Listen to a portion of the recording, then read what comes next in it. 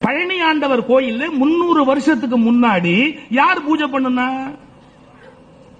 பழனி ஆண்டவர் கோயில் 300 வருஷத்துக்கு முன்னாடி யார் பூஜை பண்ணா?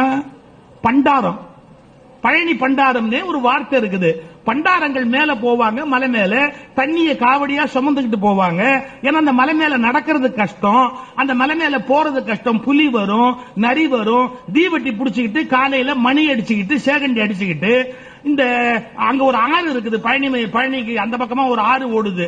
அந்த ஆத்துல இருந்து குடத்துல தண்ணி எடுத்துக்கிட்டு அந்த பண்டாரங்கள் எல்லாம் சேகண்டி அடிச்சுக்கிட்டு புலி வராம நரி வராம தீப்பந்தம் காட்டிக்கிட்டு மலை மேல போவாங்க. காலையில போய் 2 குடம் தண்ணி தூக்கிட்டு போவாங்க.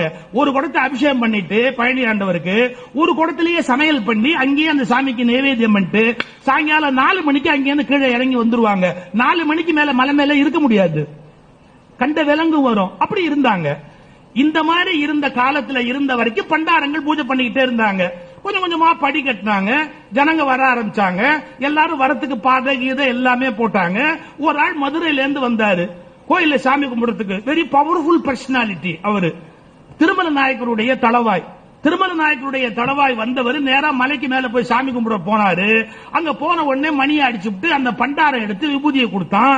பண்டாரம் எடுத்து விபூதியை கொடுத்த உடனே அவர் சொன்னார், நத்திங் டூயிங். ஒரு சூத்திரங்கையால நான் எப்படி விபூதி வாங்குவேன்? நல்ல கவனிங்க, மரபு மீறக்கூடாது.